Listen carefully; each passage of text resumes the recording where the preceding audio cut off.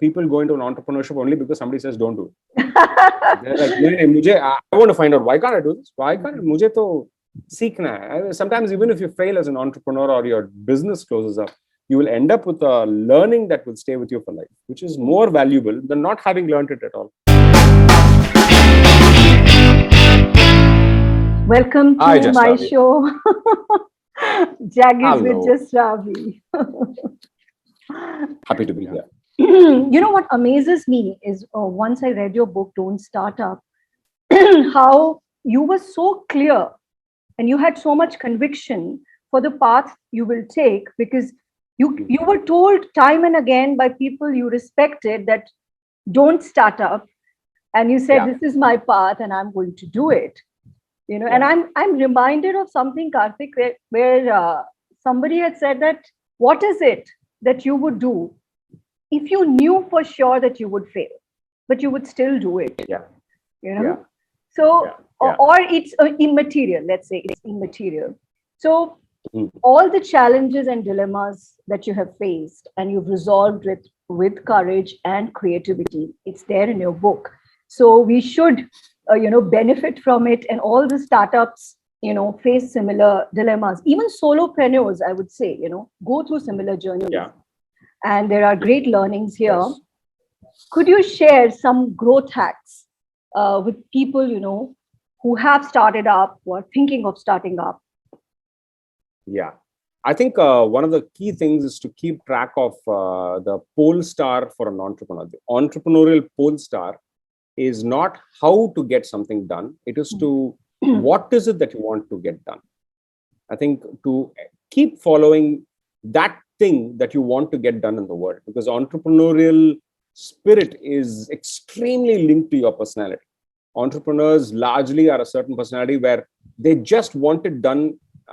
They just want to get that thing done, and they would possibly keep fighting at it until almost like it's like they're adamant about that, about getting something done. So as young people who have not yet considered entrepreneurship, entrepreneurship does not emanate from a big idea. It comes from knowing what you like or knowing what you want done, right? Constantly, that's the pole star that an entrepreneur should always follow, because at some point of time you may get confused by profits or regulations or the market. All these are distractions in the way of doing the thing that you set out to do. Because the day you set out to do it, you had a clarity saying, I want this done. You did not say, I want this done because the market is favoring it. Market is like seas, it's high seas, low seas, the tides will keep changing. But to keep at that thing that you love doing. So be very connected to your own personality and connected to your own like and dislike, because that is very difficult to change. You'll realize as we get older, our likes and dislikes probably become more and more exaggerated, and you can't change it. You can't change something that you like, and you find it difficult to change something you dislike. Right. So if personalities are so ingrained, you need to be able to align your business to your personality. So self-knowledge is the most important thing. And second is, I think, to become comfortable become comfortable with time, because you'll have a lot of time on your hands as an entrepreneur. You have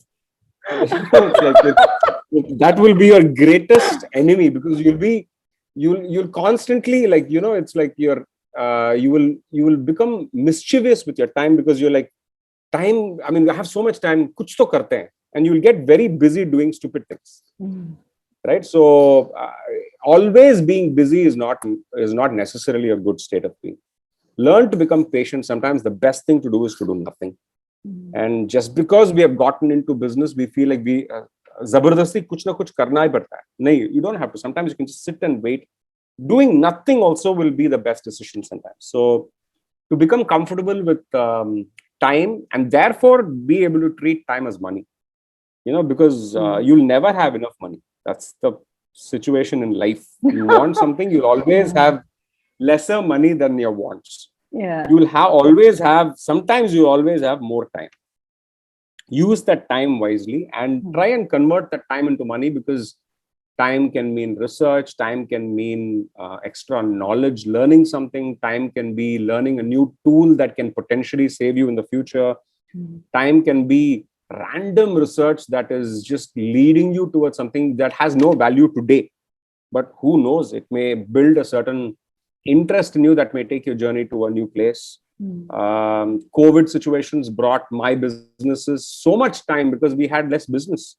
And then we started understanding what is online. And I can see one of my divisions has gone completely online. And yesterday, when we did the maths of it, 99% of our products have come online from a business that we essentially thought was a touch and feel business. And today, to be able to deliver an online version of it, I can only credit the team that pulled it off, but also it makes me laugh at my own imagination, which made me think that it's only a touch and feel business.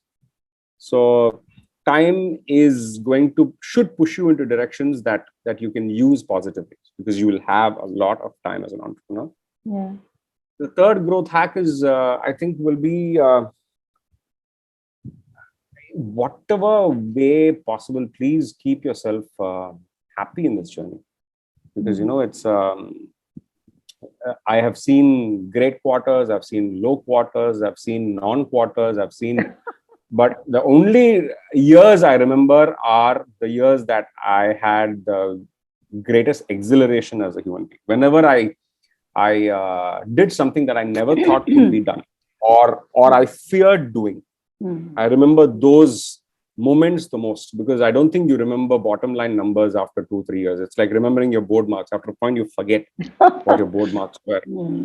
But you do remember the thrill that you had when you graduated, or the thrill that you had when you had your first heartbreak in school or college. You remember those things. So as human beings, I think you remember only emotional humps in your journey, ups or downs, and enjoy those, learn to enjoy those. And that's where the entire life gets recounted. So be very aware of what brings you joy.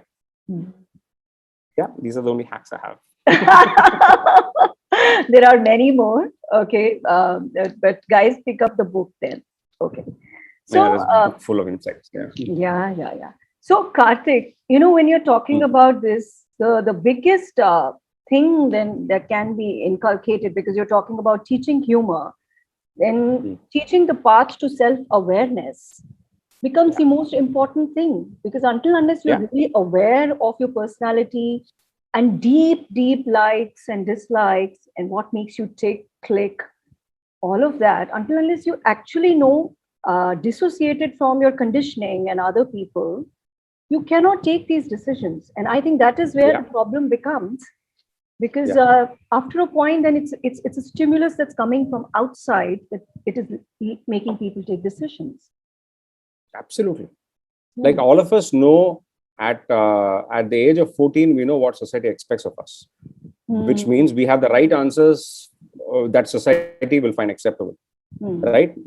First thing you need to know is that those are not right answers. Those are whether they are right for you or not is something that you need to answer for yourself by knowing yourself. Most often we feel fat because the society makes us feel fat. Right? We may be extremely comfortable with our body until somebody tells us that we ought not to be. So I think teaching young people self-awareness is the only thing that our education system or our societal parental systems have to be teaching. And that's the one thing that we don't teach them, because we teach them how to think. Yeah. Rather than the fact that what they think is interesting or valid. We teach them how to think. And sometimes as you get older, those how to think, the children that you have taught how to think, you start telling them what to think, which means that you're actually defining their imagination, which is against nature's laws, because when you dream, there are no rules. Which is khatam. Yeah, your mind, I think all these societal rules become fears in later on in life. As much as you can call the bluff on your fears, really find out. If somebody has told you saying you can't do this, go find out whether you really cannot do this. And sometimes, as I wrote in the book, people go into an entrepreneurship only because somebody says don't do it. They're like, I want to find out, why can't I do this? Why can't I? Sometimes even if you fail as an entrepreneur or your business closes up, you will end up with a learning that will stay with you for life, which is more valuable than not having learned it at all. Yeah, yeah. And discovering So yourself and your own, yeah, absolutely. it's So, it is the most fun thing to do. It is the most fun thing. when you say fun, I was very amused. We're going to come to branding and innovation, but before that, because you said fun and you used it in the context of failure, in your Yeah. book. You said, make it fun, and I Yeah. really like that. Yeah. And how to put success and failure in perspective. Because though both of them are the biggest traps and all Indian wisdom of all cultures says that, have equanimity in its face, but still, it's so difficult. Would you like to say Yeah, like something? failure is society has defined how failure on what failure is. Right? Society has told us saying above 50% is pass, below 50% is fail. That's not a definition that you should accept for yourself. Sometimes doing something that you've never done something in your life before and getting less than 50% in that is actually success. Right? Yeah. Because not doing something is a greater failure than failing at something that you want to do. Okay. So thank you, Karthik. You've given us such nice, effortless, yet so deep conversation and insights, and got to know you also much more. And it's been amazing. Pleasure Thank has been you. mutual. Yeah. Thanks, Avi. Thanks for engaging. This was really meaningful.